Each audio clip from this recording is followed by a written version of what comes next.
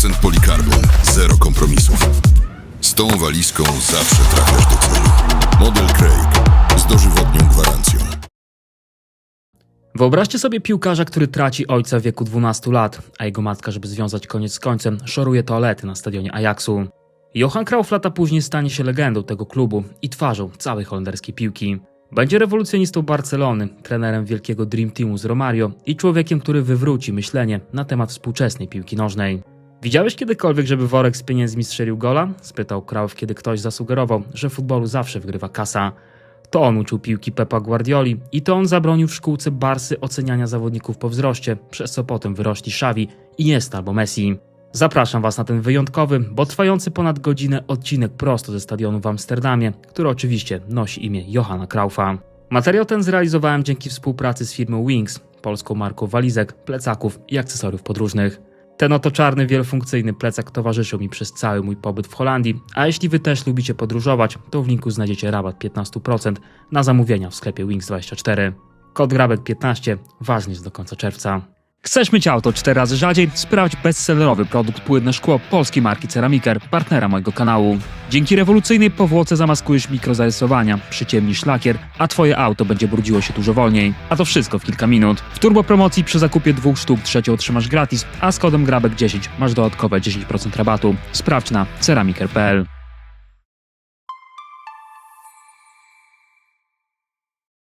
Jesteśmy w Amsterdamie, w mieście, gdzie znajdziecie ponad 165 kanałów i gdzie podobno rowerów jest więcej niż mieszkańców. Do dawnego domu Cruyffa jedzie się jakieś 20 minut z centrum. To południowo-wschodnie rejony miasta. Murale jednego z najsłynniejszych piłkarzy w historii są tutaj nieśmiertelne. Przy ulicy Akerstraat 32 bardzo wyraźnie widać napis, że to właśnie w tym domu urodził się Johan Cruyff. Na dawny stadion Ajaxu miał dosłownie 5 minut. Wystarczyło przejść przez drewniany most. On też stoi do dziś. Był 25 kwietnia 1947 roku. Johan urodził się w dzielnicy Betendorp, czyli przekładając z holenderskiego w betonowej wiosce. Betendorp zbudowano w latach 20. jako osiedle robotnicze, pełne szerokich chodników, bez samochodów, za to z dziećmi bawiącymi się do późnego wieczoru. Naturalnie w centrum tego świata był Ajax, najważniejszy klub w Amsterdamie. Jedna wielka, potężna instytucja sąsiedzka, temat rozmów przy ladzie warzywniaka, powód do świętowania albo smutku. Senior rodu Manus Cruyff uwielbiał 3 rzeczy: piłkę nożną, dobre piwo i synów, szczególnie tego najmłodszego. Kiedy Johan miał 10 lat, dostał od ojca na urodziny kartę członkostwa Ajaxu. Inne dzieci musiały zdawać testy. Johan tymczasem został przyjęty bez egzaminów, bo od lat kręcił się po stadionie. Był na każdym treningu, wyciągał piłki z krzaków i odrzucał z powrotem. Pomagał kierownikowi pompować piłki albo rozsypywać piasek w polu bramkowym w deszczowe dni. Doskonale też wiedział, w jakich domach mieszkają poszczególni piłkarze. Był przesiąknięty Ajaxem. Jego matka Nel miała 9 rodzeństwa. Pochodzili z Jordan, ze starego, nieco zaniedbanego labiryntu ulic przy kanałach w centrum Amsterdamu. To stamtąd wynieśli cały zestaw cech. Targować się do ostatniego grosza, ale kiedy trzeba, przynieść choremu sąsiadowi garnuszek zupy. Oczywiście nie ufać tym, którzy pomiatają innymi. Przede wszystkim walczyć o swoje. Młody Johan wyniósł to z domu od samego początku. Kiedy miał 12 lat, na zawał serca zmarł jego ojciec. Manus Cruyff został pochowany niedaleko stadionu De Meer, bliżej trybun, żeby mógł słyszeć okrzyki po golach. Młody Johan wierzył w to dosłownie. Przez całe dzieciństwo, mijając park przy Mittenweg, rozmawiał z ojcem w myślach. Matka Nel wkrótce musiała zamknąć warzywniak, nie była w stanie prowadzić go sama. Zniknęła też furgonetka, którą Manus woził synów na mecze. Zniknęło poczucie bezpieczeństwa. Jedyne co zostało to miłość do Ajaxu. Ten klub był z nim na zawsze. Niedługo po śmierci głównego żywiciela rodziny Nel zaczęła pracę jako gosposia u trenera Ajaxu. Dostała też pracę sprzątaczki na stadionie. Johan przychodził do niej po szkole i w końcu wyprosił, żeby pozwolono mu kopać piłkę ze starszymi. Klub zgodził się, zresztą nie pierwszy i nie ostatni raz, robiąc dla niego wyjątek. Johan dorabiał drobnymi pracami na stadionie. Brytyjscy trenerzy, czyli najpierw Keith Spurgeon, a potem Wick Buckingham, zauważyli chudego chłopca i zaczęli zapraszać go na posiłki do swoich mieszkań przy stadionie. Wiedzieli, że Nel Cruyff ledwo wiąże koniec z końcem. Młody Johan, bywając u trenerów z Wielkiej Brytanii, siłą rzeczy bardzo szybko uczył się też angielskiego. Na boisku Cruyff był zupełnie innym człowiekiem niż w szkole czy w domu. To tam pokazywał całą swoją ekspresję. Był chudy jak zapałka, ale nie dawał sobą pomiatać. Trener juniorów Jany van der Ven mawiał, że Johan ma wszystko, żeby zrobić wielką karierę. Wszystko oprócz dyscypliny. Czasem gasił niedopałek papierosa pod korkami, dopiero wchodząc na boisko. Kłócił się z sędziami, bo jego zdaniem nie rozumieli gry. Oczywiście gadał przez cały trening, dopóki Van der Ven nie krzyknął: hej, Johan, skup się w końcu na grze. Krauf miał też taki zwyczaj, że rywalizował z kolegą z drużyny, kto strzeli więcej goli. Wynik jednego ze sparingów 34-0 zapamiętał na zawsze.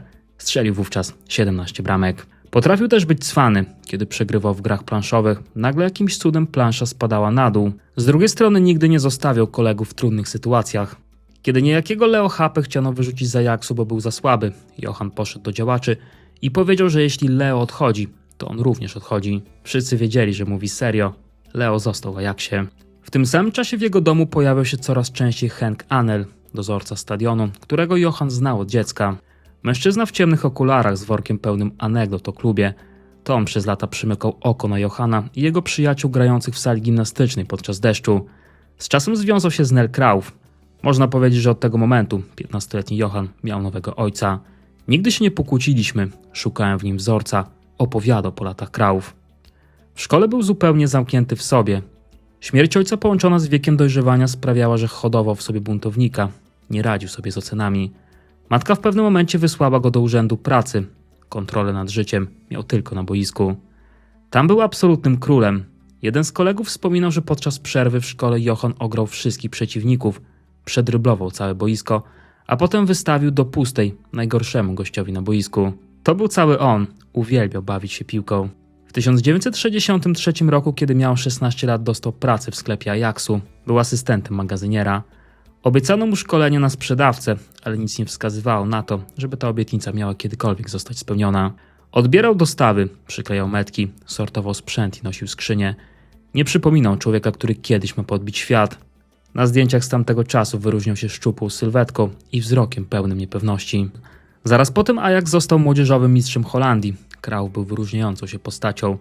Jednocześnie cały czas kombinował na boku. Poznał na przykład Harry'ego Blitza, darczyńcę Ajaxu. To on uczył go żyłki do interesów. Blitz często powtarzał: pieniądze leżą na ulicy, trzeba tylko nauczyć się je widzieć.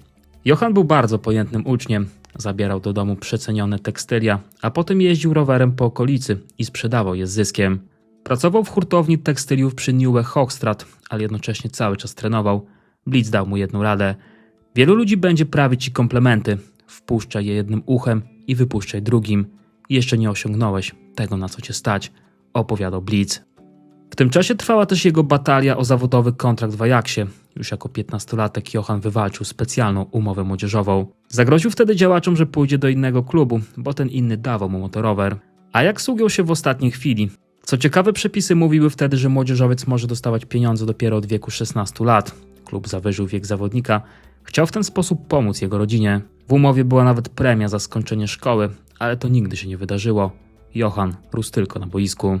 Kiedy debiutował w 1964 roku, Ajax był klubem pałętającym się w dolnej części tabeli. Zarząd w połowie sezonu zwolnił trenera Wicka Buckinghama. Jego miejsce zajął 36-letni Rinus Michels. Wtedy jeszcze nikt nie widział w nim jednego z największych trenerów w historii. Michels był dawniej graczem Ajaxu. Potem trenował osoby niesłyszące, pracował w szkole. Od początku był inny niż jego poprzednicy, bo nie mieszkał w okolicy stadionu De Meer. Michels wybierał codzienne dojazdy z własnego domu przy Amstelkade, bliżej centrum. Przyjeżdżał, pracował i odjeżdżał. Żadnego spoufalania. Gdy tylko zbliżał się do szatni, rozmowy cichły. Szybko dostał ksywkę generał. Jeśli wszystko poszło dobrze, piłkarze mogli liczyć na gburowatą ciszę. Kiedy nie mówił, to znaczyło tylko tyle, że graliśmy dobrze, opowiadał Krauf. Johan nienawidził dużo biegać. Długie wycieczki do lasu w Amsterdamse Bos były dla niego czymś w rodzaju kary. Często skracał sobie drogę. Znał tam każdy kąt, więc łatwo było mu oszukiwać. Chował się w zaroślach, czekał aż reszta pokona okrążenie, a potem dołączał do grupy w niepostrzeżonym miejscu. Pewnego dnia Michels oczywiście go przyłapał. Za karę wysłał go z samego rana na tor wioślarski. Krauf był niepokorny, a Michels uwielbiał go temperować i stawiać do pionu. Żaden piłkarz Ajaxu w latach 60. nie dostał tylu finansowych kar, co Johan Krauf. W wieku 18 lat klub przyszedł do niego z propozycją kontraktu zawodowego, ale Johan był mocno rozczarowany pierwszą ofertą. Porównał kontrakt z Pietem Kejzerem, swoim przyjacielem i nieoficjalnym starszym bratem w Ajaxie. Oczywiście wkurzył się, bo nie chciał zarabiać mniej. Jeszcze tego samego dnia wszedł do pokoju zarządu na pierwszym piętrze. Zwykle zawodnicy bali się tam zapukać. On tymczasem wszedł jak do siebie. Bez Ajaxu byłbyś nikim, powiedział prezes Jaap van Praag. Johan nie zaprzeczył, ale i tak podał kartkę na pół. Przyjrzyjcie się temu jeszcze raz. Jeśli ten problem nie zostanie rozwiązany, to odchodzę jutro. W Holandii jest wiele innych klubów piłkarskich, powiedział Cruyff. W tamtym momencie serce biło mu mocno, sam to przyznał po latach. Mimo to nawet nie drgnął. Jego zimny wyraz twarzy sugerował, że nie żartuje. Zastanawiałem się później, skąd wzięła się we mnie taka bezczelna odwaga, opowiadał Cruyff. Myślę, że z dorastania w świecie futbolu od najmłodszych lat. Z tego, że tyle razy słyszałem, jak piłkarze rozmawiali w szatni o podobnych problemach. W piłce zawsze gadało się o kasie i trzeba było walczyć o swoje, opowiadał Holender. Zarząd ostatecznie ustąpił. Johan dostał dokładnie taki kontrakt, jaki chciał. Zarabiał 10 000 guldenów rocznie. Odpowiadało to pensji doświadczonego cukiernika. Do tego dochodziły premie meczowe. Zaraz potem pierwszą rzeczą, jaką zrobił po podpisaniu umowy, było pójście do matki. Od razu powiedział jej, że nie musi już pracować. Nie musi szorować toalet na stadionie Ajaxu. Od tej pory to on utrzymywał rodzinę. Współpraca z Michelsem z czasem wyglądała coraz lepiej. Cruyff rozumiał trenera Ajaxu lepiej niż większość kolegów. Obaj wierzyli, że wygrywanie wymaga poświęcenia i że zawodowstwo to nie slogan, ale sposób życia. Obaj też strasznie nie znosili byle jakości i obaj, gdy coś ich irytowało, nie ukrywali tego za grzecznym uśmiechem. Różnili się natomiast tym, że Michels miał władzę, a Johan nie, oczywiście do czasu. Pierwsza konfrontacja nastąpiła szybko. Johan poszedł do dentysty i spóźnił się na trening. Rozwścieczony Michels kazał mu natychmiast opuścić szatnię. Zawodowy piłkarz chodzi do dentysty w wolnym czasie, powiedział mu krótko Michels. Cruyff był świetny, ale cały czas przypominał bombę zegarową. Trzeba było mieć wielką książkę z instrukcją obsługi, jak zarządzać takim gościem. Poza tym w starciach z sędziami często przestawał panować nad sobą. Od dawna mówiono, że jest nastolatkiem z ADHD. Piłka jest moim światem. Ta gra mnie tak pochłania, że nie widzę niczego innego.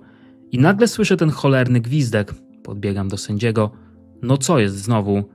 Po meczu często słyszę od innych, znowu paplałeś do sędziego, a ja na to, no co wy, w ogóle tego nie pamiętam, opowiadał Cruyff. W pewnym momencie Michels wysłał go do psychologa. Dr Borghaus sporządził raport. Johan był jego zdaniem za bardzo spięty, reagował zbyt impulsywnie. Miał też zwyczaj przeceniania samego siebie.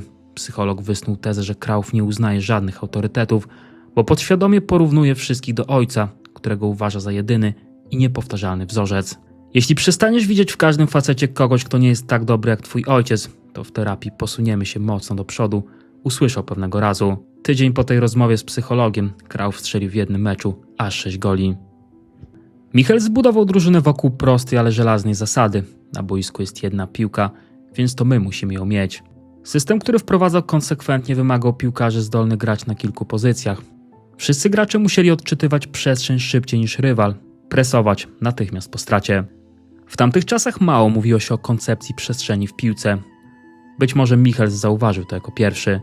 Dziennikarz David Wiener w książce Brilliant Orange napisał, że taka koncepcja mogła powstać tylko w Holandii, w kraju, który wiecznie walczy z morzem, budując poldery, tamy i systemy odwadniające. Holandia to stała walka o miejsce, pisał Wiener. Podobnie było w piłce. Michels wiedział, że szybkie przemieszczanie się, wymiana pozycji, rozciąganie boiska, gdy mają piłkę, pomaga kontrolować przestrzeń. Ajax oczywiście wkrótce zaczął wygrywać mecz za meczem. W tabeli gracze Michelsa wspinali się coraz wyżej. Do tego Johan grał coraz pewniej.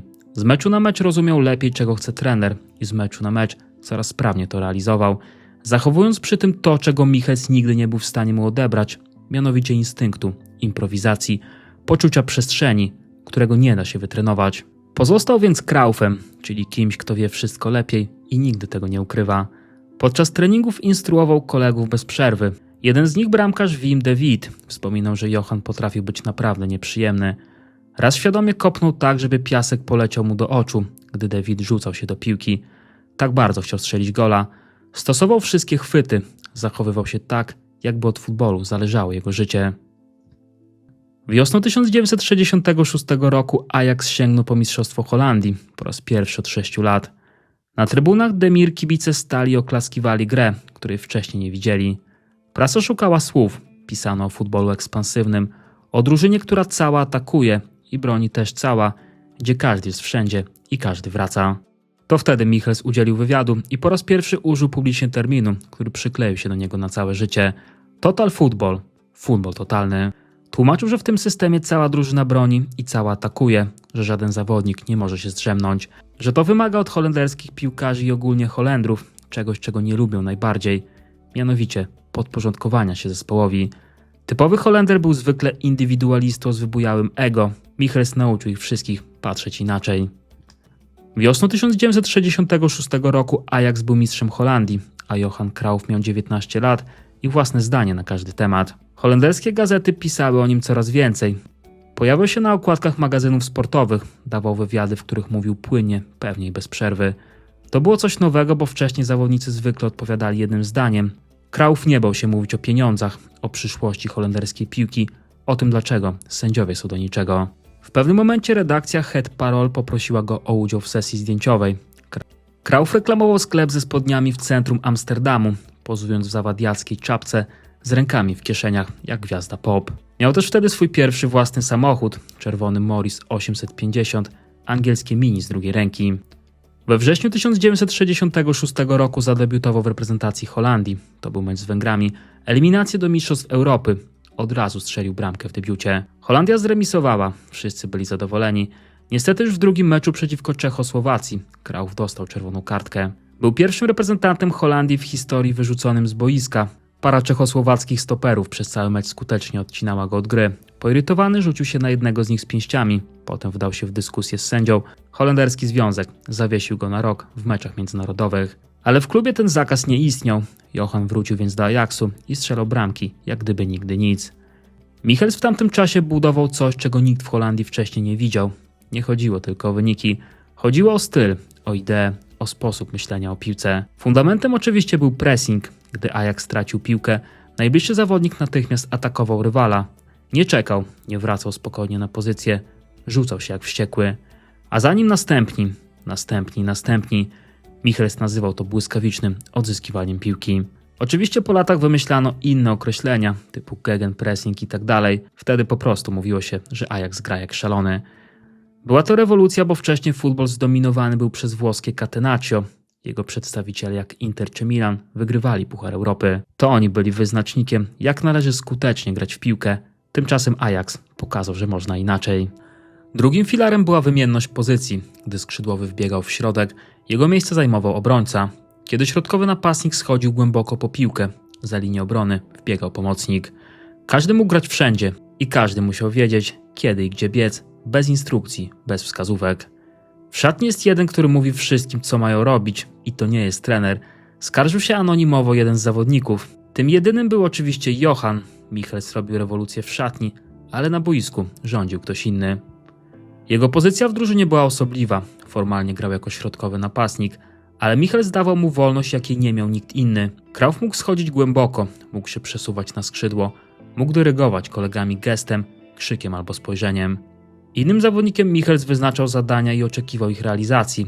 Cruyffowi wyznaczał zadania i pozwalał mu je realizować po swojemu.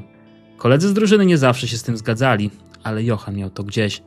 Nazywał swoją grę kontrolowanym chaosem. Jacques Swart, który grał z Johanem przez lata, mówił wprost: gdy Johan był w formie i wszystko szło, stawał się najlepszym kolegą w drużynie, ale gdy szło gorzej, albo gdy myślał, że ktoś nie gra tak jak powinien, potrafił być nieznośny. Często miał rację, ale tak to pokazywał, że chciałeś go uderzyć, dodawał Swart. Johan oczywiście nie zaprzeczał. Gdy ktoś stoi obok mnie i robi coś, co jest oczywistym błędem i nie chce się poprawić, to trudno mi milczeć. Nie z egoizmu, po prostu widzę, jak to powinno wyglądać. Robię to dla drużyny, opowiadał Cruyff. W sezonie 1966-67 Ajax nie tylko wygrał ligę, ale po raz pierwszy od wielu lat poważnie zaistniał poza granicami Holandii. W Pucharze Europy trafili na Liverpool. Bill Shankly miał wtedy najlepszą drużynę w Anglii. Liverpool grał twardo, szybko i z niezachwianą wiarą w angielski futbol jako szczyt ewolucji sportu. Ale potem przyszedł mecz Pucharu Europy. Ajax wygrał nieoczekiwanie 5-1. Była to największa porażka angielskiego klubu w historii europejskich rozgrywek. Po meczu Michels powiedział krótko: to pierwsza oznaka, że nasz zespół liczy się na arenie międzynarodowej. Podobno 5 milionów Holendrów oglądało ten mecz w telewizji, a to przecież była końcówka lat 60. Telewizory dopiero wchodziły do mieszkań. Johan strzelił 2 gole. W drodze powrotnej z Amsterdamu do Liverpoolu gracze Shankly'ego siedzieli w milczeniu. Jeden z nich, zapytany przez dziennikarza, co się stało, odpowiedział wprost: Nie wiemy, nigdy czegoś takiego nie widzieliśmy. Rewanż na Anfield skończył się wynikiem 2-2. Ajax awansował dalej. W Holandii ludzie zaczęli powoli rozumieć, że dzieje się coś niezwykłego. W tamtym sezonie Ajax wygrał Mistrzostwo Holandii. Cruyff w samej lidze strzelił 33 gole. Rok później dołożył trzecie Mistrzostwo kraju z rzędu. To był czas, kiedy jego akcje ewidentnie rosły. Dla Johana przełom nastąpił jednak nie na boisku, lecz przy stole negocjacyjnym. Kontrakt, który podpisał rok wcześniej, przestał go satysfakcjonować. Rozejrzał się po Europie i zorientował się szybko, że George Best w Anglii czy Franz Beckenbauer w Niemczech zarabiają wielokrotnie więcej. A on tymczasem uważał, że jest lepszy od tej dwójki. Twierdził, że musi zarabiać więcej. Któregoś dnia zjawił się w biurze Japa van Praga nagle i bez umawiania się. Obok niego stał Cor Koster, ojciec jego dziewczyny, jubiler i handlarz diamentami z Amsterdamu, który od jakiegoś czasu stał się jego nieformalnym doradcą. Agenci piłkarscy byli wtedy zjawiskiem prawie nieznanym w Holandii. W Ajaxie widok agenta przy stole negocjacyjnym wzbudzał konsternację graniczącą z oburzeniem. Van Praag odmówił rozmowy z Kosterem. Powiedział, że prowadzi negocjacje z zawodnikami, a nie z ich pośrednikami. W takim razie nie mamy o czym rozmawiać, powiedział Cruyff, a potem wyszedł. Przez następne tygodnie sprawa wisiała w powietrzu. Prasa pisała o kłopotach. Johan milczał, Koster podobnie i Ajax też. W końcu oczywiście klub ustąpił. Koster usiadł przy stole. Dostali czego chcieli. Postawili warunki Ajaxowi, które klub musiał spełnić. Dla holenderskiego futbolu był to moment przełomowy, równie ważny jak każdy gol Cruyffa. Po raz pierwszy zawodowy piłkarz w Holandii wynegocjował kontrakt z pomocą menedżera. Inni zawodnicy Ajaxu patrzyli i kalkulowali. Wkrótce kilku z nich poszło tym samym śladem. Bez względu na to, jak bardzo kochasz piłkę jako młody chłopak, musisz mieć biznesowe podejście. Inaczej przepadniesz. Nie ma trwałych norm. Te normy musisz wypracować sam, opowiadał Cruyff po latach. W tamtym czasie bardzo pomagał mu związek z Dany. Kiedy on był głośny, ona była cicha. Kiedy on decydował w ułamku sekundy, ona zwykle myślała.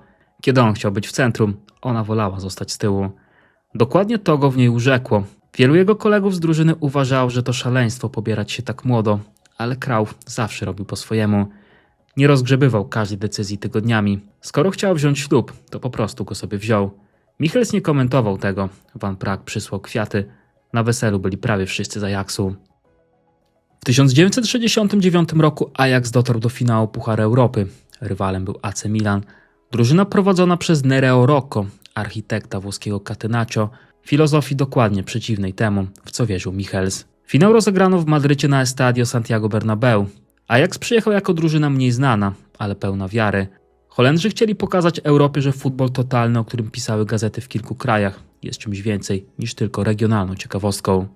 Ostatecznie Milan niestety wygrał 4-1. Włosi grali twardo, metodycznie, bez improwizacji. Gdy Ajax próbował rozgrywać, Włosi zamykali przestrzeń. Gdy Johan starał się znaleźć lukę, za chwilę pojawiali się 2 albo 3 gracze. Ajax miał piłkę i wymieniał podania, ale nie był w stanie nawet oddać strzału. W szatni po meczu panowała cisza. Michels siedział przy ścianie i patrzył przed siebie. Johan robił podobnie. Włoska prasa napisała drugiego dnia, że Cruyff grał bardziej dla gapiów niż dla drużyny. Szukał efektownych zagrań zamiast prostych, skutecznych rozwiązań. Ajax był wtedy zbyt miły, powiedział potem Holender. Nie byliśmy jeszcze dość cwani. Musieliśmy nauczyć się, że ładna gra bez wygranej jest niczym. Nauczyłem się wtedy, że w Europie nie wystarczy chcieć wygrać. Trzeba wiedzieć, jak wygrać, opowiadał Cruyff. Latem 1969 roku Michels wezwał Johana do swojego biura i powiedział mu, że musi skupić się wyłącznie na piłce. Reklamy, wywiady, sesje zdjęciowe i wizyty w sklepach. Wszystko to zdaniem trenera rozpraszało zawodnika i tworzyło napięcie w szatni. Inni gracze byli zazdrośni, że wszystkie oferty dostaje Johan.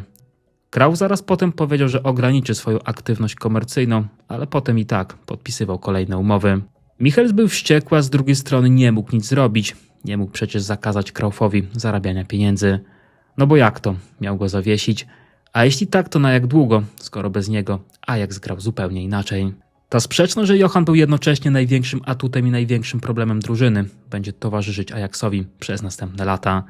Michels nauczył się z tym żyć. Inni niestety uczyli się dużo wolniej. W szatni narastało to, o czym nikt głośno nie mówił. Widać było coraz większy kontrast między gwiazdą a resztą. Johan zarabiał więcej, dostawał więcej uwagi, miał więcej swobody. Nawet porządek w szatni był nieco inny. Jego buty stały gdzie indziej.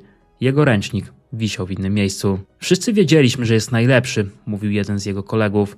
Ale problem zaczynał się wtedy, gdy Johan przypominał ci o tym co 5 minut. Ajax za Michelsa regularnie robił postępy, ale w Europie ciągle brakowało mu wielkiego stempla.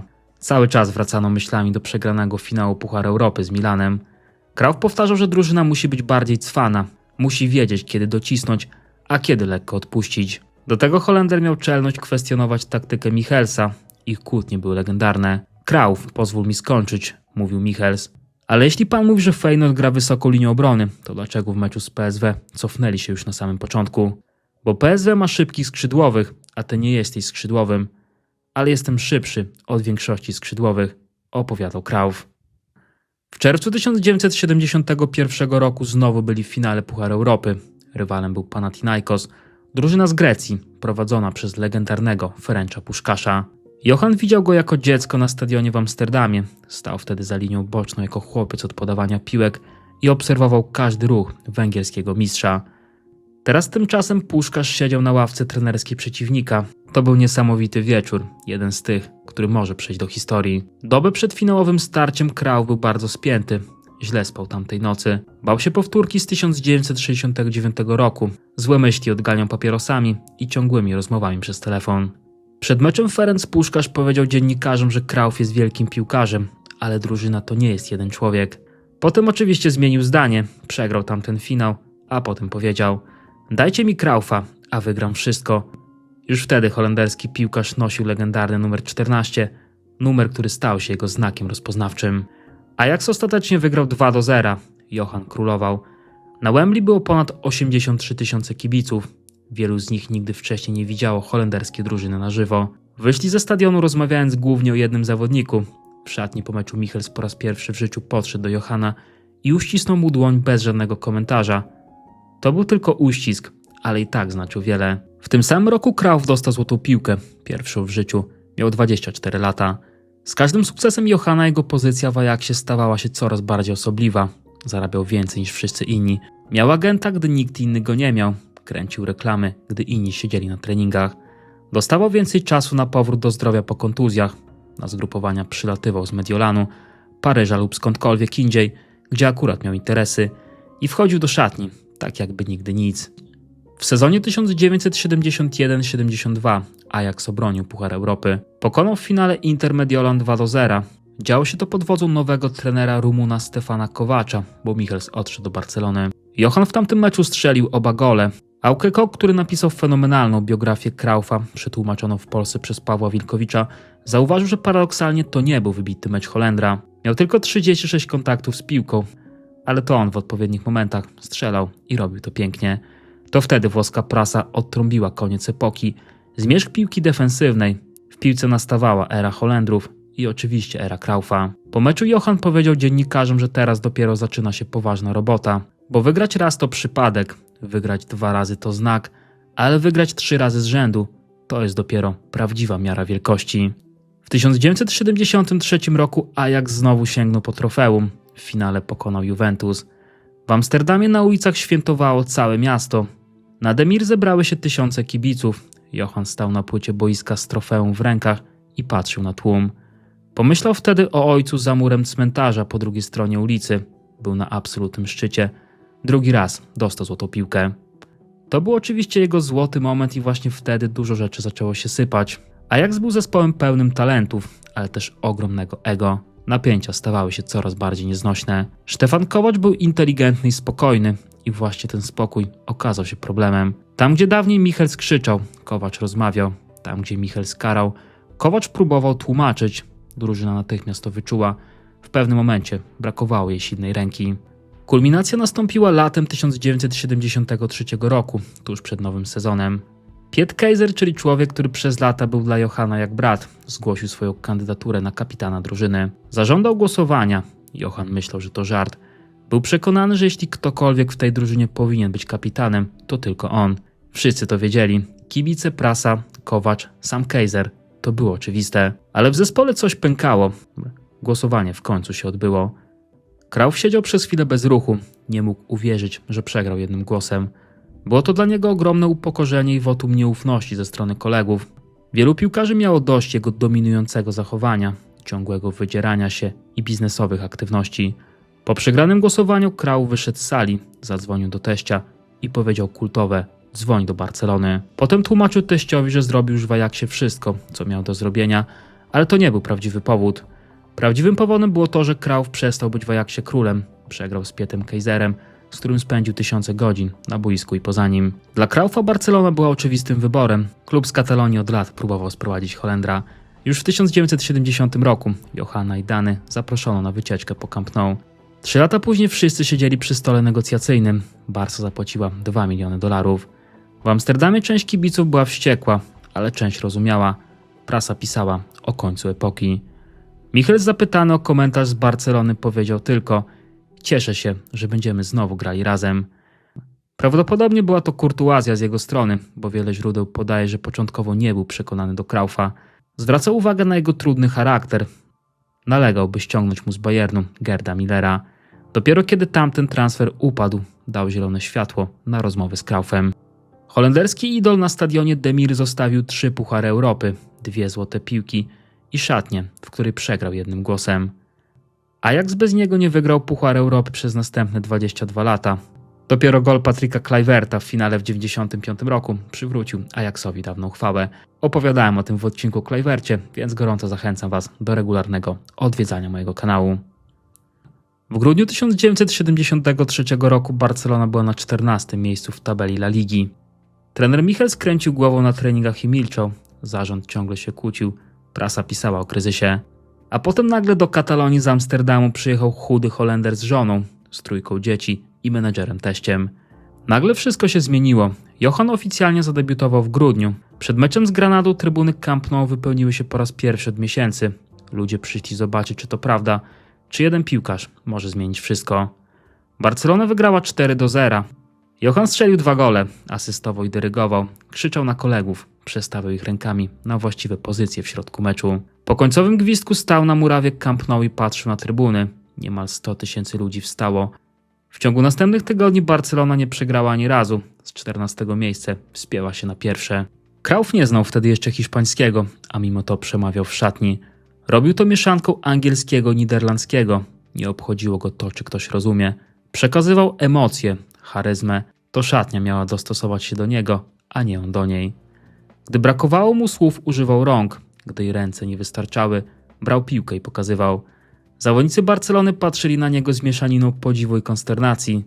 Carlos Ressa, który grał w tamtej drużynie i z czasem stał się jednym z bliskich współpracowników Johana, wspominał pierwszą odprawę taktyczną.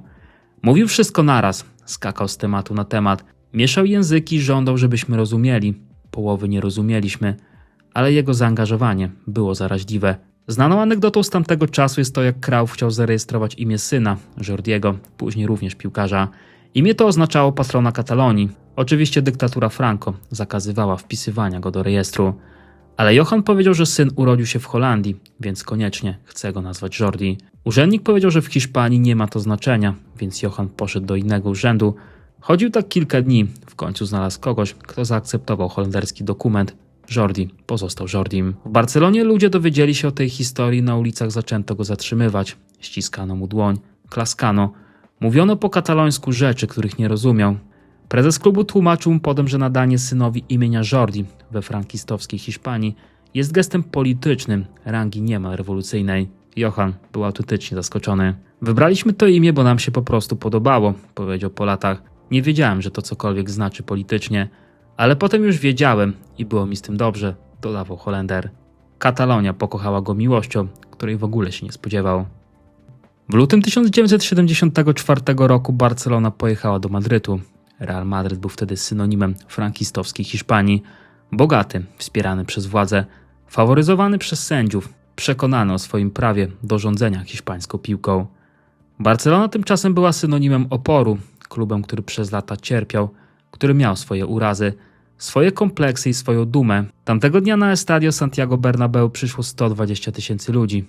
Barcelona wygrała 5-0.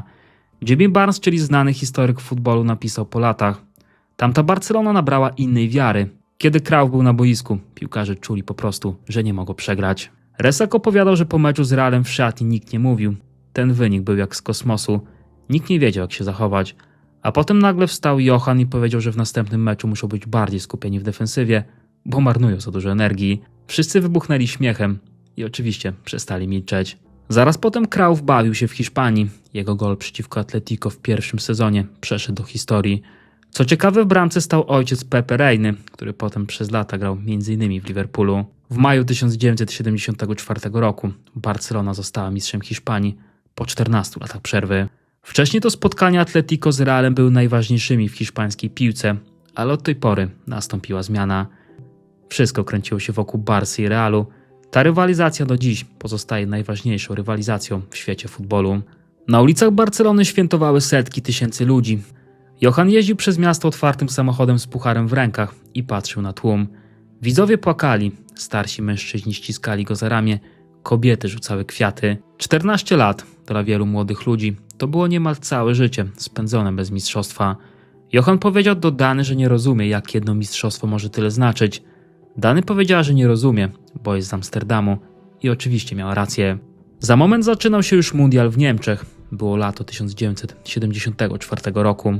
Co ciekawe, Holandia wcześniej aż przez 36 lat nie grała na Mistrzostwach Świata. Nikt nie szanował ich kadry. Rinus Michels, ściągnięty z Barcelony jako selekcjoner, miał to oczywiście zmienić. Drużyna była pełna indywidualności. Cruyff, Neskens, Rep, Rensenbrink czy Van Henegem. Jak to w Holandii, każdy eksponował wielkie ego. Przed turniejem piłkarze prawie pokłócili się o podział premii. We wszystko wmieszały się też żony piłkarzy. Niby się ostatecznie dogadano, ale atmosfera była gęsta. Michels oczywiście nie chciał się w to angażować. Taktyka stania z boku i czekania, aż wszystko rozejdzie się po kościach, była najlepszą taktyką. Pozycja Cruyffa była wtedy jeszcze większa niż kiedykolwiek. Miał ogromny wpływ na powołania. Na przykład to on skreślił bramkarza Jana van Beverena. Wolał Jana Youngblada, bo ten lepiej grał nogami i bardziej pasował do jego wizji piłki, która oczywiście wyprzedzała lata. W tamtej Holandii bramkarz był pierwszym rozgrywającym. Wkrótce Holendrzy przemówili na boisku. Faza grupowa to była ich dominacja. Po meczu z Brazylią Luis Pereira, czyli jeden z najlepszych obrońców turnieju, powiedział wprost: Holendrzy są najkompletniejszą drużyną, jaką w życiu widziałem. Ktoś nauczył tych piłkarzy, że wszyscy mogą robić wszystko. Tymczasem brazylijskie gazety pisały po meczu: nie wiedzieliśmy dużo o Cruyffie, teraz nie zapomnimy go nigdy. Holandia grała w futbol z innej epoki, szybki, płynny i nieobliczalny i każdy mógł stać się obrońcą. To na tamtym mundialu Cruyff zabłysnął też swoim słynnym zwodem. W meczu ze Szwecją na oczach milionów zrobił to z niesamowitą gracją. To był ewidentnie jego turniej, jego moment, jego reflektory, a potem przyszedł finał przeciwko RFN. Oczywiście zanim do niego doszło, media pisały o skandalu. Kilka dni przed finałem Mistrzostw Świata w 1974 roku holenderscy piłkarze urządzili w swoim hotelu w okolicach Monachium luźną imprezę. Grał popularny zespół The Cats, płynął szampan, a atmosfera była wyjątkowo swobodna. W nocy część zawodników, w tym Johan Cruyff, postanowiła ochłodzić się w hotelowym basenie. Kąpiel szybko przybrała charakter na gości, a do graczy dołączyło kilka niemieckich dziewczyn. Incydent nie trwał długo i zdaniem większości uczestników nie przekroczył granic zwykłej zabawy. Ale oczywiście niemiecki tabloid Bild już następnego dnia zrobił z niego sensację. Na pierwszej stronie gazety pojawiły się nagłówki o szampanie, o nagich dziewczynach i hulance holenderskich gwiazdorów. Historia błyskawicznie obiegła media. Cruyff był oczywiście wściekły, spędził kilka godzin przy hotelowym telefonie, uspokajając żonę Dany. Kobieta mocno przeżyła doniesienia prasowe. Wydarzenie nazwane później aferą basenową wytrąciło kapitana Oranje z równowagi tuż przed najważniejszym meczem w jego karierze. Wielu Holendrów do dziś uważa, że była to celowa próba destabilizacji drużyny przed finałem z gospodarzami turnieju. Zaraz potem doszło do zapowiadanego finału. Naprzeciwko stali gospodarze, drużyna Beckenbauera, Millera i Breitnera. Drużyna, która przeszła przez turniej twardą i solidną grą, bez blasku Holendrów, ale z żelazną skutecznością. Zaczęło się idealnie, bo Holendrzy objęli prowadzenie po rzucie karnym. Wywalczył go Johan Cruyff, którego faulował Uli Hines. Holandia prowadziła 1-0, grała najlepszą piłkę na turnieju i miała w swoich rękach mecz. Ale potem oczywiście zaczęła się bawić. Zamiast strzelić drugiego gola, zawodnicy zaczęli kombinować. Podawali, wymieniali się pozycjami, oczywiście dryblowali. Jakby chcieli upokorzyć rywala przed zdobyciem drugiej bramki. Niemcy potem wyrównali jeszcze przed przerwą. Następnie Gerd Müller strzelił drugiego gola i zaczęły się kłopoty. W drugiej połowie Holandia atakowała. Johan był wszędzie. Szukał przestrzeni. Dryblował i szalał. Okazje były, ale świetnie bronił Sepp Maier. Niemcy do końca grali konsekwentnie. Holendrzy bili głową w mur. Ostatecznie to Niemcy zostali mistrzami świata. Holandia zaraz potem wróciła więc do domu z poczuciem, że straciła coś, co było już prawie jej. Przegraliśmy własną arogancją, mówił potem Cruyff, który został wybrany najlepszym zawodnikiem tamtego turnieju. To jest nagroda indywidualna, wolałbym mieć tą drugą. Tę drugą zabrali Niemcy, opowiadał Holender. Gdy kilka lat później zaczął trenować najpierw Ajax, a potem Barcelonę, robił ze swoimi zawodnikami jedno ćwiczenie, które wyciągnął z samego finału. Kazał symulować zawodnikom sytuację, w której prowadzą i czują się bezpiecznie. Pytał graczy, co teraz robisz? Będziesz zwalniał? Kombinował z ustawieniem? Odpowiedź powinna być zawsze jedna. Musi strzelić drugiego gola natychmiast, zanim rywal zdąży odzyskać rytm. Co ciekawe, na tamtym mundialu silna osobowość Cruyffa odegrała też ważną rolę w konflikcie pomiędzy dwiema niemieckimi firmami sportowymi, mianowicie Pumą i Adidasem. Podczas mundialu Johan miał kontrakt z Pumą, ale jednocześnie jego reprezentacja grała w strojach Adidasa, kojarzonych zwyczajowo z 3 paskami. Cruyff tymczasem nie chciał być kojarzony z Adidasem. Wymógł więc na działaczach holenderskiego związku, aby ci dogadali się z Niemcami w sprawie specjalnej koszulki. W efekcie na jego stroju przez cały turniej znajdowały się tylko 2 paski. Sztab kadry musiał specjalnie przerabiać jego koszulkę przed każdym meczem, wycinając jeden pasek z rękawa. To w pewnym stopniu było jeszcze raz podkreślenie silnego indywidualizmu Cruyffa i tego, jak wielkie miał ego. Nawet na największej imprezie świata nie chciał się podporządkować. Nie obchodził go gigantyczny koncern Adidasa. Zawsze na pierwszym miejscu stawiał własny interes. W następnym sezonie Barca zajęła dopiero 3. miejsce w lidze. Michels odszedł. Nowy trener Hennes Weisweiler, czyli Niemiec z sukcesami w Bundeslidze, przyszedł z własnymi pomysłami i natychmiast zderzył się z Johanem. Na wyjeździe w Sewilli w 1976 roku trener powiedział Cruyffowi, żeby ten stał z przodu i oszczędzał siły, ale Johan wolał cofać się po piłkę. Weisweiler zdjął go z boiska. W szatni po meczu Johan wziął tablicę taktyczną, wymazał schematy Niemca i narysował własne. Tak powinniśmy grać, powiedział do kolegów. Weisweiler stał w drzwiach i patrzył. Cruyff powiedział spokojnie, ty decydujesz o taktyce na boisku, ale to ja decyduję o taktyce w szatni. W takim razie, odpowiedział Johan, jeden z nas jest tu zbędny. Obaj widzieli który. Sezon znowu skończył się bez mistrzostwa. Barcelona zajęła 2. miejsce. Weisweiler odszedł latem, oficjalnie za porozumieniem stron. W Barcelonie wszyscy wiedzieli, co to oznacza. Johan w tym czasie grał różnie. Błyskotliwie, gdy drużyna szła za jego pomysłami i frustrująco, gdy nie szła. Co chwilę dogryzała mu prasa z Madrytu. Prywatnie te lata były jednak dobre. Jordi rósł. Dom w eleganckiej dzielnicy Bonanowa stało się coraz bardziej prawdziwym domem. Dany urządziła butik w centrum. Uczyła Hiszpanki, jakie ubrania nosi się w wielkim świecie. W tym czasie Johan wpadał do niej po treningach, pił kawę, rozmawiał z klientkami. Cor Koster dalej prowadził jego interesy. Oczywiście te były dobre i złe. Johan i jego kolega Johan Neskens pewnego dnia zainwestowali w hodowlę świń. Doradcą finansowym był Włoch o łagodnym głosie i solidnej opinii. To on przekonał ich, że to pewna lokata kapitału. Przez kilka miesięcy tak to wyglądało. Potem niestety okazało się, że dokumenty były sfałszowane. Pieniędzy nie ma, a Włocha również nie ma. Johan wcześniej był tak zdeterminowany, że pojechał nawet do Barneveld w Holandii, do Międzynarodowego Centrum Szkoleń dla Hodowców Świń. Chciał zdobyć jak najwięcej wiedzy na temat branży. Zwiedzał obiekty, rozmawiał z ekspertami i planował mocno rozwinąć biznes, w tym produkcję własnej paszy. Dziennikarz Auke Kok w biografii Holendra pisał, że Cruyff, który na boisku był geniuszem, w biznesie okazał się dość naiwny. Czasami nie wiesz, jak głupi jesteś, dopóki ktoś ci tego nie pokaże, powiedział potem Cruyff. Wtedy musisz przyznać się do błędu i powiedzieć, że wcale nie interesujesz się świniami, dodawał Holender. Mniej więcej w tamtym czasie doszło jeszcze do jednego trudnego wydarzenia. Wieczorem Johan oglądał mecz koszykówki w swoim apartamencie. Ktoś zadzwonił do drzwi. Następnie wstał i otworzył bez zastanowienia. Na progu stał mężczyzna z pistoletem. Kazał Johanowi i Dany położyć się na ziemi. Zaraz potem zaczął przywiązywać Johana do mebla. Gdy na chwilę odłożył broń, Dany wybiegła na klatkę schodową. Napastnik ruszył za nią, a Johan oswobodził się i złapał za pistolet. W budynku zrobił się hałas. Sąsiedzi wyszli na korytarze. Ostatecznie nic złego nikomu się nie stało, ale trauma została. Przez następne pół roku rodzina żyła pod parasolem ochronnym. W salonie każdego dnia kawę pił jeden z ochroniarzy. Dzieci chodziły do szkoły w towarzystwie policji. Policja spała w naszym domu przez 3 albo 4 miesiące. Chodziłem na mecze z ochroniarzem. Wszystko to zmienia punkt widzenia. Są w życiu momenty, w których przewartościowujesz pewne rzeczy, wspominał Cruyff. Johan długo nikomu o tym nie mówił. Dopiero w 2008 roku w wywiadzie radiowym przyznał, że to był główny powód, dla którego nie pojechał na mundial do Argentyny w 1978 roku. Wcześniej tłumaczył się różnie, zmęczeniem, kontuzją, względami rodzinnymi. Wszystko to było prawdą, ale główna prawda oczywiście była inna. Żeby zagrać na mundialu trzeba być gotowym w 100%, powiedział Cruyff. Wśród Holendrów do dziś panuje przekonanie, że gdyby zagrał w 1978 roku, zdobyliby Mistrzostwo Świata. To był rok, kiedy Holandia dotarła do finału bez niego. Grała dobrze, choć bez tego czegoś ekstra, co Johan dawał drużynie. Bez tej nieobliczalności, bez nieustannego zagrożenia, które zmuszało rywali do myślenia o nim nawet wtedy, gdy był daleko od piłki. W finale Holandia przegrała z Argentyną po dogrywce. Johan oglądał mecz w telewizji w Barcelonie, Dany siedziała obok. W pewnym momencie po jednej z bramek wstał i wyszedł do ogrodu. Wrócił po kilku minutach i usiadł. I co? Zapytała Dany. Nic, odpowiedział. Dobrze grali. Więcej o tym nie rozmawiali.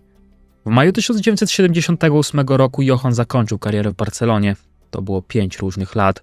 1 mistrzostwo Hiszpanii, 1 Puchar Króla.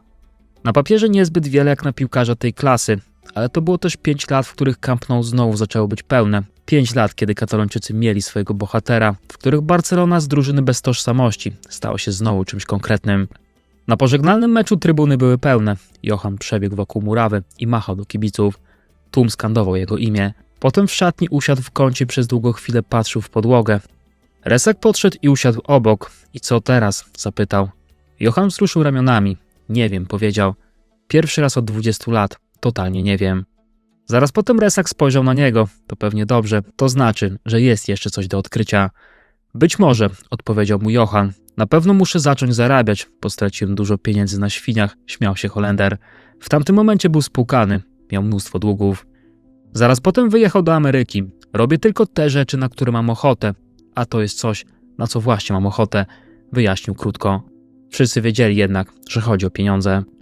Stany Zjednoczone w 1979 roku były dla europejskich piłkarzy czymś w rodzaju złotej emerytury. Pele już tam był, Beckenbauer również. Gerd Miller też szykował się do przyjazdu. North American Soccer League płaciła krocie za wielkie nazwiska i liczyła, że wielkie nazwiska przyciągną wielką publiczność. Początkowo to działało, ale potem skończyło się klapą. W Ameryce piłka nożna dopiero się zaczyna, trzeba jej pomóc. To też jest część mojej roboty, mówił początkowo Holender. Ale potem nic mu nie pasowało, inni piłkarze wściekali się, gdy palił pod prysznicem. Styl gry przypominał typowe angielskie kopnij i biegnij. To nie był futbol Johana Cruyffa. Po roku klub zmienił właścicieli. Nowi inwestorzy z Meksyku chcieli budować drużynę wokół piłkarzy z Meksyku. Kontrakt Johana opiewał na $500,000. Nowi właściciele nie chcieli go płacić. W ten sposób przeniósł się do Waszyngtonu. Tam też nie zagrzał miejsca długo. Po 2 sezonach w Ameryce wrócił do Europy. Miał 33 lata i według większości ekspertów był już po drugiej stronie rzeki. W listopadzie 1980 roku pojawił się na stadionie Ajaxu. Oficjalnie nie miał żadnej funkcji. Nieoficjalnie był wszędzie. Jak to on, to w końcu była jego dzielnica. Trenerem był wówczas znany dobrze polskim kibicom Leo Benhaker. Cruyff zaczął pełnić rolę doradcy technicznego. Wkrótce Johan poczuł się na tyle pewny siebie, że wrócił do grania. Podpisał kontrakt z Levante w hiszpańskiej drugiej lidze, choć miał też oferty z Leicester i Arsenalu. Co ciekawe, w swojej biografii poświęcił temu epizodowi równo 85 znaków. Jak można się domyślić, nie był to szczyt jego kariery. Prezes Levante Paco Aznar zachęcił go tym, że obieca mu udział we wpływach z biletów, plus dołożył piękną willę. Cruyff ciągle był na etapie odbijania się po tym, jak utopił kasę w hodowli świń. Ostatecznie nie pomógł Levante awansować do La Ligi. Udało się to dopiero 23 lata później. We wrześniu 1981 roku wrócił więc do Ajaxu. Nikt go nie zapraszał, po prostu przyszedł i trenował. Przez kilka tygodni klub udawał, że to normalne. Po kilku miesiącach dyskusji, kłótni i targowania się podpisali umowę. Johan dostał podstawową pensję plus procent od biletów. Wcześniej na mecze Ajaxu przychodziło 8 000 ludzi. Holenderska piłka była akurat w kryzysie. Po podpisaniu kontraktu z Cruyffem na pierwszy mecz przyszło 23 000 ludzi. 6 grudnia 1981 roku Johan Cruyff zadebiutował po raz drugi w Ajaxie. Miał 34 lata. Ciągle błyszczał techniką, ale nie miał już szybkości. W szatni po meczu siedział w kącie i oddychał dość ciężko. Jeden z młodych zawodników, który miał 18 lat i nazywał się Marco van Basten, podszedł i zapytał, czy wszystko w porządku. Johan rozumiał swoje przemijanie, nie wściekał się na chłopaka. Van Basten skinął głową i odszedł. Nie wiedział jeszcze, że ten stary człowiek z obolałymi nogami będzie miał na jego karierę większy wpływ niż ktokolwiek inny. W sezonie 1981-82 o dziwo Ajax sięgnął po mistrzostwo. Cruyff znów był wielki. Na koniec sezonu kibice nosili go na ramionach, a Holender powiedział, że chce zostać jeszcze rok. Paradoksalnie zarząd nie do końca był zadowolony, bo wiedział, co to oznacza. Cruyff chciał być przy piłce, przy decyzjach taktycznych i oczywiście przy kontraktach. Ale na końcu nie było dyskusji, trzeba było przedłużyć z nim umowę. David Wiener pisał w książce Brilliant Orange, że ten powrót Cruyffa na stare lata spadł Ajaxowi z nieba. Dalej był magiczny. To przy nim wyrosło wielu zawodników, którzy potem w 1988 roku wygrali Mistrzostwo Europy. Przy Cruyffie rosła cała holenderska piłka. Trenerzy rywali uczulali swoich graczy, by nie faulowali za mocno legendy Ajaxu. Tymczasem sędzia Charles Carver przyznał po latach, że wiele jego decyzji podyktowanych było krzykami Johana. Holender miał przeogromny wpływ na ludzi. Drugi sezon był gorszy, co spowodowało, że następnego przedłużenia nikt mu już nie zaproponował. Zarząd tym razem postawił na swoim. Johan nigdy im tego nie wybaczył. Zemścił się błyskawicznie, mianowicie podpisał umowę z Feyenoordem. W Rotterdamie wybuchła awantura. Kibice Feyenoordu zwracali karnety pocięte na kawałki. Holenderska prasa pisała o zdradzie, o szaleństwie, o końcu świata. Ajax i Feyenoord to nie byli tylko rywale, to byli wrogowie. Transfery między tymi klubami zdarzały się mniej więcej tak często, jak trzęsienie ziemi w Holandii. Andy Boleyn, angielski dziennikarz, który opisał ten transfer w swojej książce, napisał, że to tak jakby Salah przeszedł do Manchesteru United. Kibice łapali się za głowę. Trener Feyenoordu Thijs Liebrechts przyjął go bez fajerwerków. Wiedział, z kim ma do czynienia. Że Cruyff to człowiek, który wszystko wie najlepiej, ale wiedział też, że ten sam zawodnik może dać drużynie coś ekstra, nawet jeśli miał już swój wiek. W lutym Feyenoord pokonał Ajax 4-1. Johan zagrał cały mecz, rozgrywał z tyłu, schodził po piłkę, dyrygował grą. Kibice Feyenoordu nie mogli uwierzyć, że jeden zawodnik może mieć taki wpływ na drużynę. W pewnym momencie zaczęli go nawet lubić. W maju 1984 roku Feyenoord wygrał podwójną koronę, mistrzostwo i puchar. Był to jeden z największych sukcesów w historii klubu i jeden z najbardziej nieprawdopodobnych epizodów w historii holenderskiej piłki. Drużyna, która rok wcześniej była przeciętna, wygrała wszystko. Liderem był starzejący się zawodnik, którego początkowo nikt nie chciał. Johan strzelił w sumie 14 goli w lidze, dołożył mnóstwo asyst, został też po raz 5 wybrany najlepszym piłkarzem w Holandii. Po mistrzostwie zarząd Feyenoordu próbował namówić go jeszcze na jeden sezon. Johan usiadł potem wieczorem zdany, długo milczeli. Nie, powiedział w końcu. Dlaczego? Zapytała Dany. Bo jestem profesjonalistą, nie mogę mówić, że jestem stary i zmęczony i prosić o wystawienie mnie na półmeczu. Wszystko albo nic. Dany skinęła głową. W takim razie nic, powiedziała. W takim razie nic, powtórzył Johan. Ostatni mecz zagrał w maju 1984 roku. Miał 37 lat. Holenderska piłka i światowy futbol odtrąbiły koniec. Johan Cruyff był kimś nie do podrobienia. Marco van Basten, który przez kilka miesięcy grał razem z Johanem w Ajaxie, opowiadał potem, że najważniejszą rzeczą, którą od niego dostał, nie była żadna piłkarska sztuczka. Nie był to też taktyczny schemat albo wykład. Była to zwykła obserwacja, że Johan nawet po straconej piłce, nawet po złym meczu, nawet po porażce wstawał i szedł dalej. Bez użalania się, bez wymówek. Po prostu zawsze był następny trening, następny mecz, następna szansa.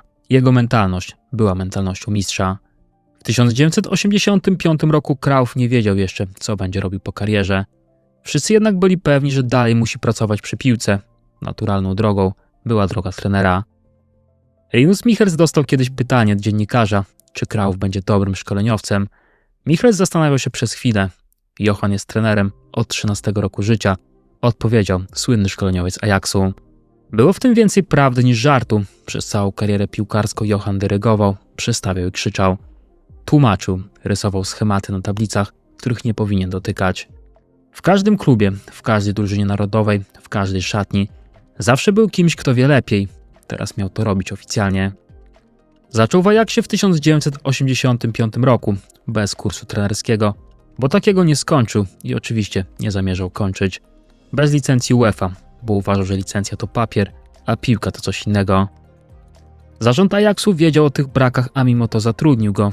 Jak mogli przecież nie zatrudnić Johana Cruyffa? Na pierwszym zebraniu z drużyną powiedział mniej więcej to samo, co Michels 20 lat wcześniej. Że piłkarze grają w piłkę zawodowo, że każdy ma swoje zadanie, że jak chcą traktować futbol jako dodatek, to niech od razu znajdą sobie inne zajęcie. Michels mówił kiedyś o tym z kamienną twarzą i żelazną konsekwencją. Johan tymczasem miał lizaka w buzi, bo w ten sposób radził sobie z rzucaniem palenia papierosów. Lizak był zamiennikiem. Wyglądało to śmiesznie, ale nie odbierało mu powagi. Pierwsze tygodnie były chaosem. Johan przychodził na treningi bez planu. Jego asystent Spitzkon zawsze miał notatki, schematy i minutowe harmonogramy. Johan tymczasem brał te notatki i odkładał na bok. Robił to, co przyszło mu do głowy. Ruben Jątkin, który lata później pracował z Cruyffem przy reformie Ajaxu, opisał to zjawisko dokładnie. Johan nigdy nic nie zapisywał. Raz usiedliśmy, żeby zaplanować sesje treningowe i zapytałem, gdzie ma ćwiczenia. Odpowiedział z pretensją, ale czego ty ode mnie chcesz? Potem przez 3 godziny nieustannie mówił, wszystko miał w głowie. Ja to musiałem zapisywać, opowiadał Jątkind. Jego asystenci nauczyli się więc słuchać i zapisywać. Na boisku Johan był trenerem, jakiego jego zawodnicy wcześniej nie widzieli. Nie stał przy linii bocznej i nie krzyczał ogólnikowych instrukcji. Często wchodził na boisko w środku ćwiczenia i pokazywał zawodnikom dokładnie. Przesuwał ich rękami, czasem zatrzymywał grę w połowie akcji, żeby wyjaśnić, dlaczego ten ruch był zły i jaki powinien być dobry. Pytał zawodników o zdania, gdy odpowiadali źle. Nie ganił ich, tylko pytał ponownie. Chciał, żeby sami doszli do właściwej odpowiedzi. Powiedz mi, dlaczego podałeś w lewo? Mówił do młodego piłkarza. Bo tam był wolny kolega. A po twojej prawej stronie, zawodnik myślał. No też był wolny. No więc czemu tam nie podałeś? Powinienem był podać w prawo? Nie wiem, odpowiedział Johan. Ty powiedz mi dlaczego. W prawo byłoby lepiej. Rozmawiali tak kwadrans, czasem pół godziny, aż zawodnik rozumiał nie tylko co zrobić, ale dlaczego musi to zrobić. To była różnica, na której Johanowi najbardziej zależało. Technikę można wytrenować, mawiał Holender. Rozumienie gry musisz odkryć sam. Ja mogę ci tylko pokazać, gdzie szukać, opowiadał Cruyff.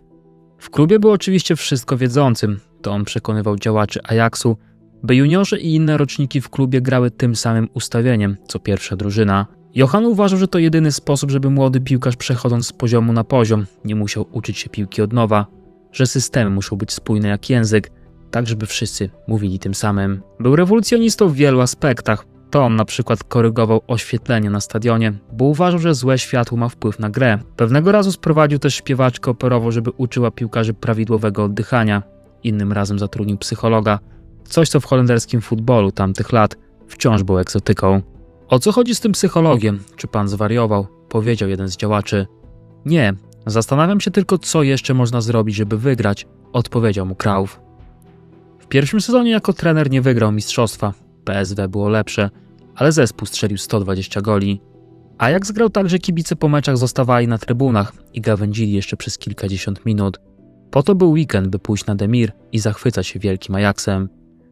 W 1987 roku Ajax wygrał Puchar Zdobywców Pucharów.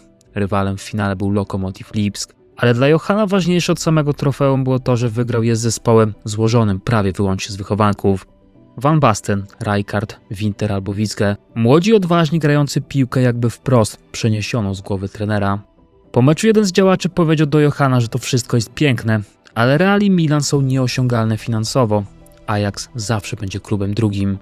Johan spojrzał na niego dziwnym wzrokiem. Dlaczego? Zapytał. Bo mają więcej pieniędzy. A dlaczego pieniądze muszą wygrywać? Bo zawsze wygrywają. Nigdy nie widziałem worka z pieniędzmi, który strzeliłby gola, powiedział Johan, a potem wyszedł. W 1988 roku zadzwoniła do niego Barcelona. Klub był w kryzysie. Szereg różnych afer wprowadził zespół w finansowe dno. To był czas, kiedy prezes przerzucał winę na zawodników. Bramkarz Andoni Zubizarreta stawał na czele buntu, a trener Luis Aragonés rozpłakał się na jednej z odpraw. Kibice nagle przestali przychodzić na stadion. Camp Nou świeciło pustkami.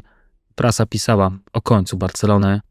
4 maja 1988 roku świat się zmienił. Johan Cruyff został przedstawiony jako nowy trener katalońskiego klubu.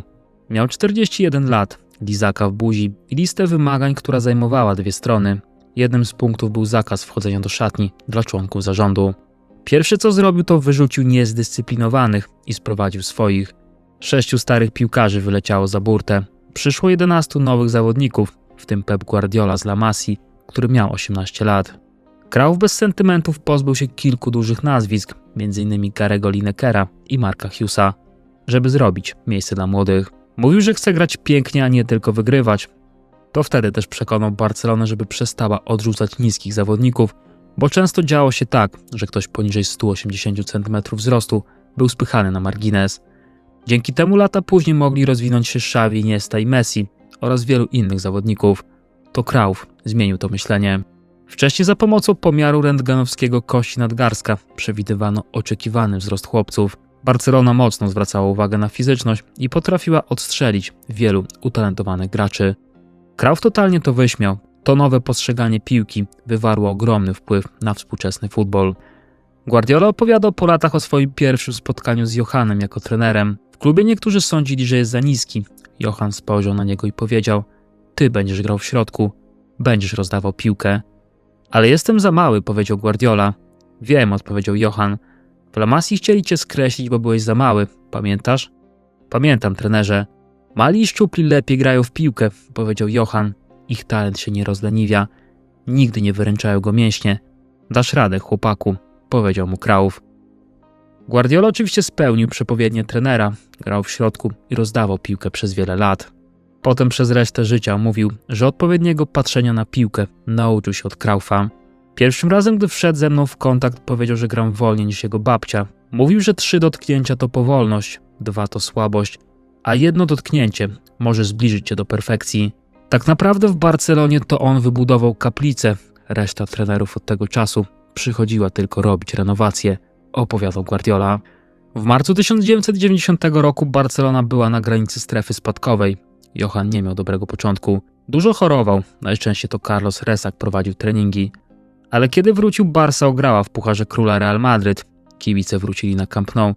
Zaczęło tworzyć się coś nowego. Niestety w maju 1991 roku Johan trafił do szpitala z zawałem serca. Leżał na oddziale kardiologicznym i pytał chirurga, czy ten wie, co robi. Chirurg odparł, żeby pozwolił mu wykonywać swoją robotę. Johan tymczasem poprosił, żeby dokładnie mu wytłumaczył, co będzie robił. Zawsze chciał wiedzieć wszystko. Chirurg tłumaczył mu przez pół godziny. Johan słuchał uważnie. Zadawał pytania, a na końcu skinął głową. Dobrze, możemy zaczynać, powiedział mu Cruyff. Po operacji wszczepienia bypassów wyszedł ze szpitala z postanowieniem, że nie zapali więcej papierosa.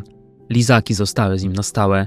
Do pracy wrócił po kilku miesiącach. Przez następne 4 lata Barcelona wygrywała ligę rok po roku.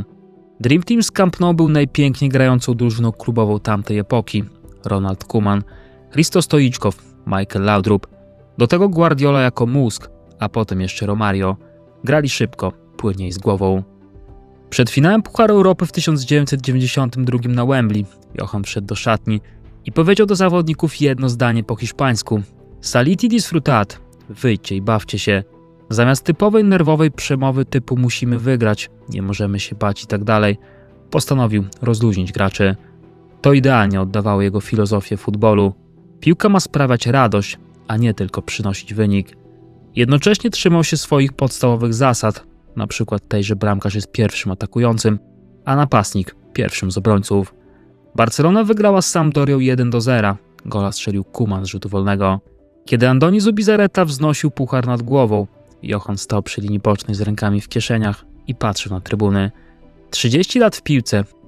Manus Cruyff za murem cmentarza po drugiej stronie ulicy od Demir nigdy tego nie zobaczył, ale Johan przez całe życie był przekonany, że ojciec ogląda każdy jego ruch. Cruyff nie tylko wygrywał, on cały czas dążył do doskonałości, chcąc ulepszać każdy skrawek dookoła siebie. To on przeszczepił na kataloński grunt rozwiązania z amsterdamskiego Ajaxu. Mianowicie ujednolicił szkolenie tak, by produkować zawodników kompletnych, rozumiejących grę opartą na technice i szybkich podaniach. Według Grahama Huntera bez Cruyffa nie byłoby Dream Teamu, La Masii, Laporty, Guardioli albo Rijkaarda. Ten ostatni nazwał go kiedyś ojcem chrzestnym holenderskiego futbolu. Innym razem poszedł krok dalej. Cruyff to wynalazca całej współczesnej piłki, jako znamy, powiedział Rijkaard. On sam opisywał siebie krótko. Jestem eks-piłkarzem, eks-trenerem i eks-dyrektorem. Ładna lista, która pokazuje, że wszystko zawsze ma swój koniec. Nieśmiertelne są tylko idee, opowiadał Cruyff. Lata 90. to był okres, kiedy telewizje rozpowszechniły popularność piłki na całym świecie. Drużyny, które wtedy osiągały sukcesy, na zawsze dostały premię za pierwszeństwo. Stały się symbolami czegoś wielkiego dla ludzi na wszystkich kontynentach. To wtedy Barcelona zaczęła kojarzyć się z czymś pięknym. Johan Cruyff wybudował tam fantastyczny pomnik. Niestety jego koniec w Barcelonie przyszedł nagle i brutalnie. W 1994 roku Barcelona przegrała finał Ligi Mistrzów z Milanem, a 0-4. To było potężne sprowadzenie na ziemię. Prasa pisała, że Barcelona potrzebuje zmian. Prezes Núñez zgadzał się z tymi tekstami. Przez następne 2 lata trwała otwarta wojna między prezesem a trenerem. Kto ma władzę, kto podejmuje decyzje, czyje będzie na wierzchu. Johan wygrywał bitwę, ale przegrywał wojnę, bo Nunes miał udziałowców, pieniądze i cierpliwość człowieka, który wie, że czas gra na jego korzyść. W maju 1996 roku wiceprezydent Joan Gaspar wszedł do szatni i powiedział Johanowi, że został zwolniony. Prezes Nunes nie miał odwagi powiedzieć mu tego osobiście. Zaraz potem Johan spojrzał na Gasparta i nazwał go Judaszem. Gaspar odparł, że to nie jest jeszcze koniec świata. Johan powiedział mu, że jeśli tak sądzi, to nie ma pojęcia o niczym. Skończyło się na tym, że Gaspar chciał wezwać policję. Kiedy Krał wrócił do domu, Dany postawiła przed nim kawę. Przez długą chwilę nic nie mówili. I co teraz? Zapytała w końcu. Johan wziął łyk kawy. Nic. Zobaczymy, co Barcelona zrobi beze mnie, powiedział Krauf. Przez następne 10 lat Barcelona nie wygrała Ligi Mistrzów. Po zwolnieniu z Barcelony Johan Cruyff odrzucał wszystko. Chciał go Arsenal, chciała też reprezentacja Brazylii, ale on dalej był uparty. Zamiast tego usiadł przy biurku i zaczął pisać felietony. Najpierw do La Vanguardia i El Periódico w Barcelonie, potem do The Telegraph w Amsterdamie. Co tydzień, regularnie jak zegarek, wychodził tekst pod nazwiskiem Cruyff o tym, co było złe w ostatnim meczu Barcelony, co złego dzieje się w holenderskiej piłce, dlaczego współczesny futbol idzie w złym kierunku i co należałoby z tym zrobić. Te teksty czytało tysiące ludzi. Działacze i trenerzy, których krytykował, zaciskali zęby. Nikt nie mógł kazać mu przestać. Nie był już niczyim pracownikiem. Równocześnie istniała jego fundacja. Budowała boiska w ubogich dzielnicach. Małe, ogrodzone, z syntetyczną nawierzchnią, otwarte dla każdego dziecka. Nazywano je Cruyff Court. Powstawały w Amsterdamie, Barcelonie, Rotterdamie, potem w dziesiątkach miast w kilkudziesięciu krajach.